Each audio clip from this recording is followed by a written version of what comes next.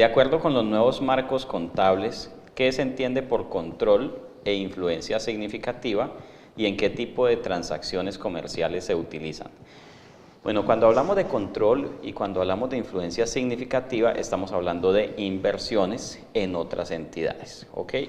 Cuando yo tengo una inversión en otra entidad, en acciones o en cuotas, partes de interés social, esa otra entidad de manera genérica se llama una participada.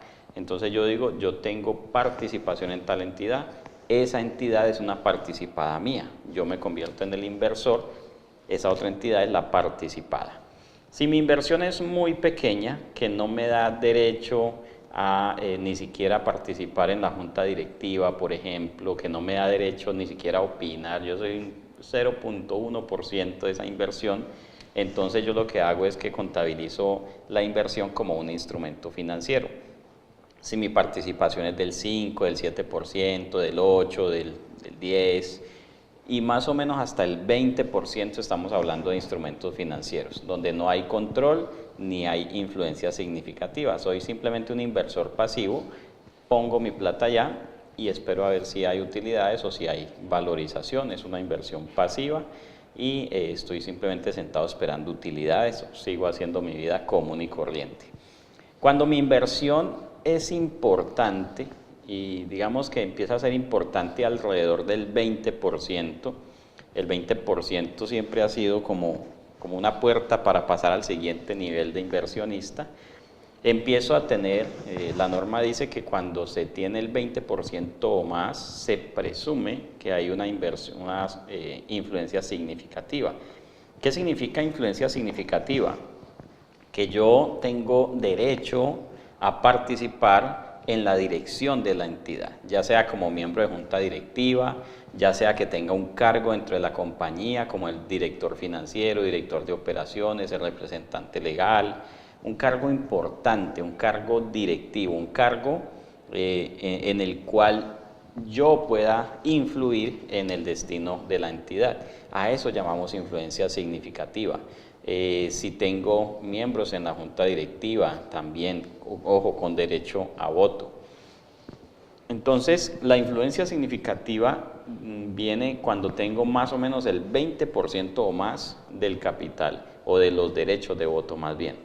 ¿Es posible que yo tenga influencia significativa teniendo menos del 20%? Claro que sí, el 18%, el 17%. De hecho, cuando yo hago revisión de estados financieros, todas las inversiones que tengan un porcentaje superior al 15%, yo les hago cierto análisis para ver si hay influencia significativa o no la hay. De hecho, usted puede tener el 12%, pero si usted es miembro de junta directiva, representante legal y es una persona importante dentro de la organización, empieza a calificar para tener influencia significativa. Luego hay otro nivel de inversionista, esos inversionistas que tienen más derecho de voto y llegan a tener el control sobre la participada. Allí decimos que tenemos control cuando podemos tomar decisiones, cuando tenemos la mayoría de derechos de voto, no solamente la mayoría de la participación en el capital, porque recuerde que la participación en el capital puede ser distinta a los derechos de voto. En algunas ocasiones se hacen acuerdos entre accionistas en los cuales las acciones tienen voto múltiple o tienen un porcentaje de decisión que no necesariamente refleja el porcentaje de participación, y esto es muy común encontrarlo. Hace algunos años hubo una negociación importante entre la cadena de almacenes Éxito y unas tiendas brasileras, y allí era muy evidente, las noticias hablaban del porcentaje de participación y de los derechos de voto. Digamos, es un tema muy común en las grandes negociaciones. Decirle, por ejemplo, listo, yo le vendo el 30% de participación y le doy el 70% de derechos de voto. O sea, prácticamente le estoy permitiendo manejar la organización, pero no le estoy dando la mayoría de las ganancias ni de la participación en negocios residuales. Entonces, siempre tengo que estar pendiente de eso. De todas maneras, en muchos casos, en la mayoría de los casos, los derechos de voto sí corresponden al porcentaje de participación.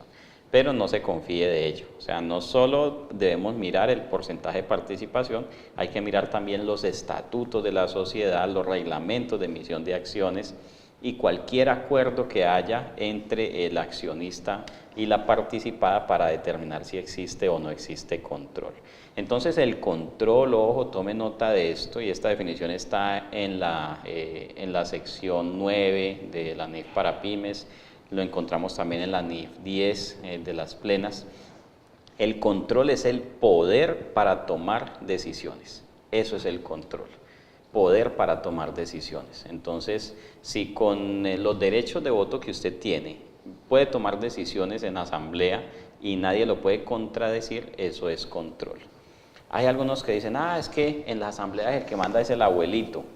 El abuelito puede ser el dueño de la empresa, el más respetado, y todo el mundo hace lo que él le diga, pero él tiene que tener, legalmente tiene que poder demostrar el control, porque en algún momento, si él dice algo y ya no le quieren hacer caso, él legalmente no puede ejercer ninguna autoridad.